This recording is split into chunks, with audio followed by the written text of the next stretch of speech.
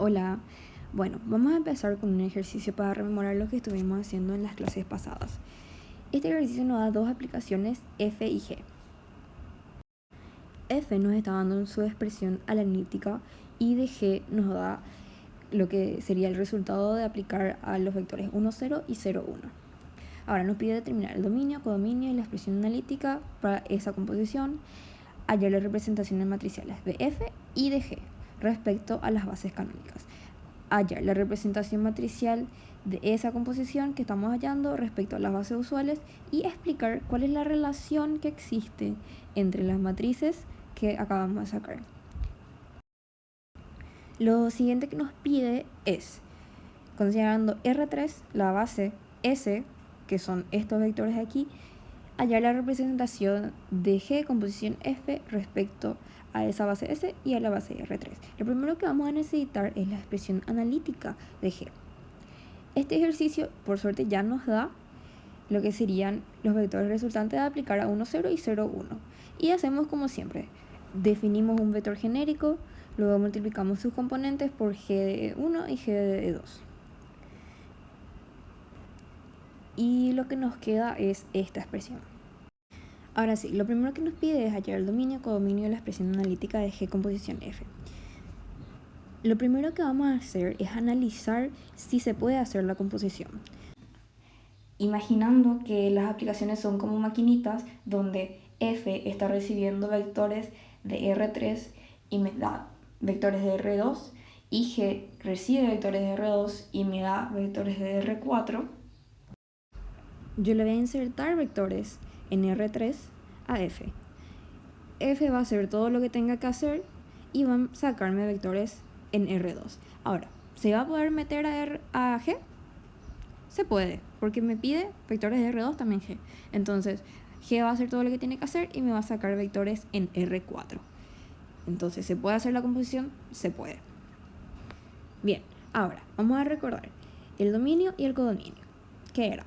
Si tenemos una aplicación, en este caso G composición F, vamos a venir de cierto conjunto y nos vamos a ir hasta otro conjunto. El conjunto del que venimos es el dominio. Y al que nos vamos o en el que salimos es el codominio. En este caso nosotros insertamos vectores de R3. Entonces nuestro dominio es R3. En cuanto a nuestro codominio, nosotros salimos en R4. Entonces nuestro codominio es R4. Finalmente nuestro dominio es el espacio vectorial de R3 y nuestro codominio es el espacio vectorial de R4. Bien, ahora nos pedía también la expresión analítica de G composición F. Analizamos un poco qué es F, qué es lo que hace. Nosotros le ponemos vectores de R3 y nos va a tirar vectores en R2 cuyas componentes son de la forma que nos dice la expresión analítica. Ahora, esos vectores de R2 son los que vamos a meter en G, que tenemos esa expresión analítica que sacamos hace rato, y vamos a reemplazar en sus componentes según nos dice la expresión. Luego, la expresión analítica de G composición F nos va a quedar así. Respecto a un vector genérico x, y, z, escribimos la primera componente, que sería A, de cómo nos salió la primera componente de F, x menos z. Ahora menos A nos dice, entonces sería al revés, z menos x. Nos dice B, entonces copiamos así mismo como nos está en la segunda componente de F, que es y más 2z, y luego nos dice 2A más B. Entonces dos veces la primera, que es x menos z, más una vez la segunda componente como de f, que es y más 2z. Desarrollando lo que nos sale, G composición F, la expresión analítica, va a ser igual a x menos z en la primera componente, la segunda componente sería z menos x, la tercera componente sería y más 2z, y la última componente sería 2x más y. Entonces, este sería el resultado que nos pide la expresión analítica de G composición F. Lo siguiente que nos pide es hallar la representación matricial de F y de G respecto a las bases canónicas.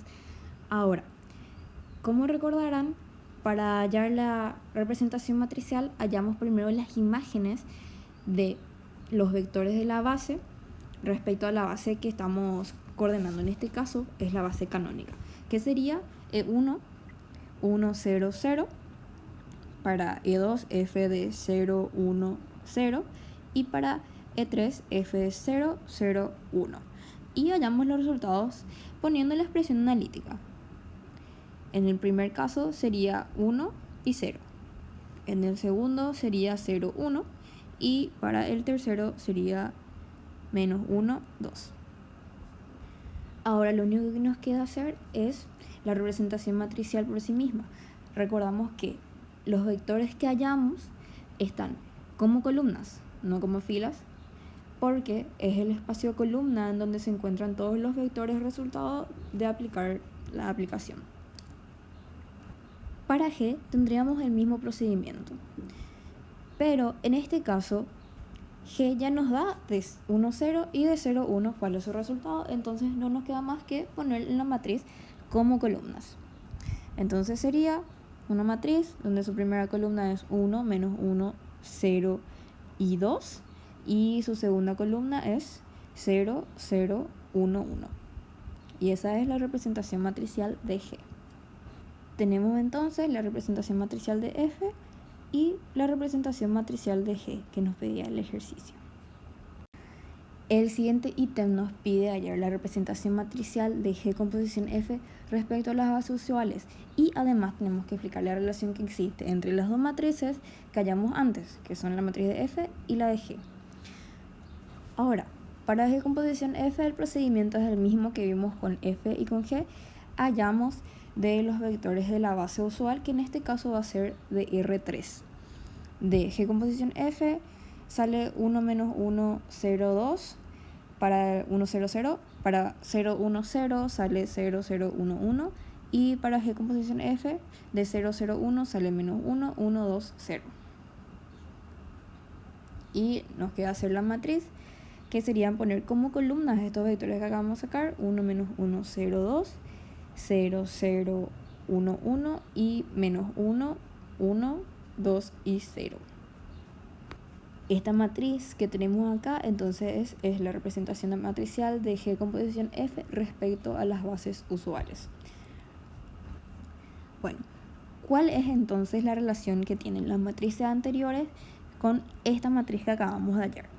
Bueno, considerando primeramente la aplicación F, le multiplicamos por un vector B, o sea, aplicamos al vector BF, nos va a dar como resultado un vector U. Si hacemos lo mismo para G, pero recordamos que como pasa primero por F y después por G, es U el resultado que yo le voy a dar a G, me va a dar un vector W cualquiera. Ahora, yo voy a tener entonces matrices que al multiplicar por un vector B me va a tirar W. ¿Y cuáles serían? Primero voy a multiplicar por F por derecha y después por G por derecha, porque así es el orden de G composición F. Entonces ya tenemos la representación matricial de G composición F es la matriz de G multiplicada por la matriz de F. Tenemos entonces la matriz G: 1, menos 1, 0, 2, 0, 0, 1, 1, multiplicado por 1, 0, 0, 1 y menos 1, 2. Analizando sus dimensiones, tengo 4 por 2 y 2 por 3. Entonces se puede hacer y nos va a salir efectivamente 4 por 3, como es nuestra G composición F que sacamos por la expresión analítica. Y multiplicando nos sale lo siguiente.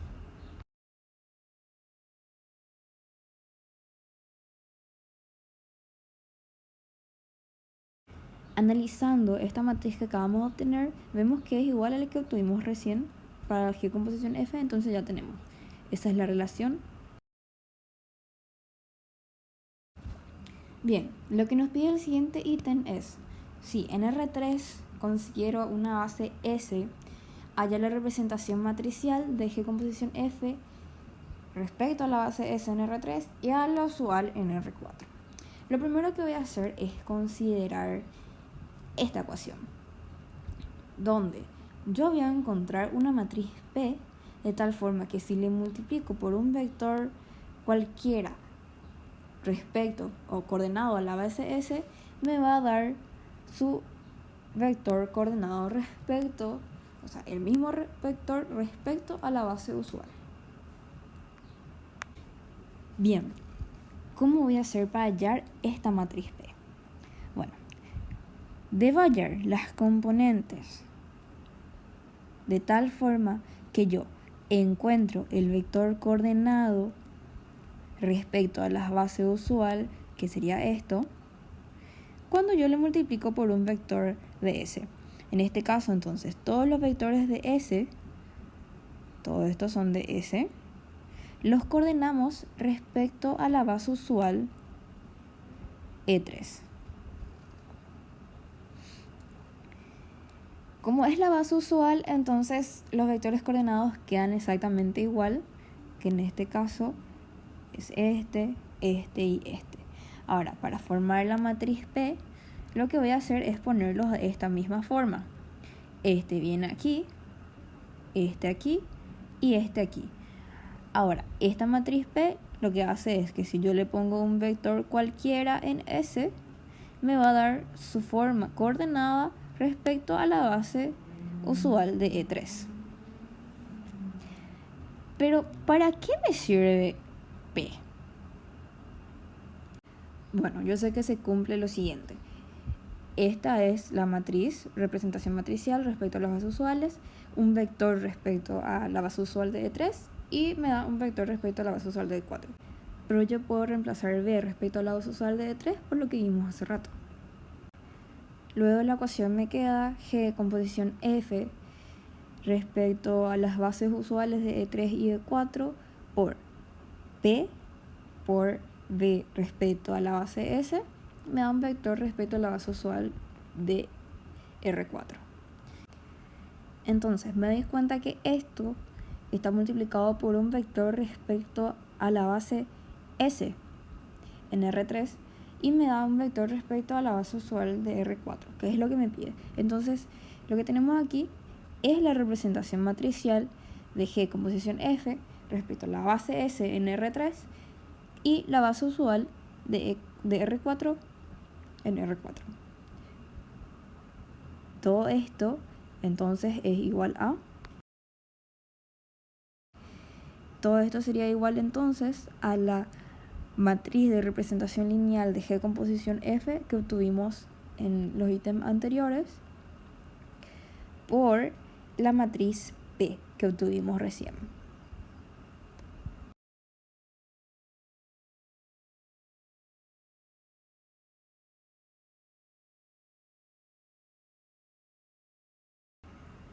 Haciendo la multiplicación nos da 1 menos 1, 1, 3, 1 menos 1, 2, 4 y menos 1, 1, 2 y 0.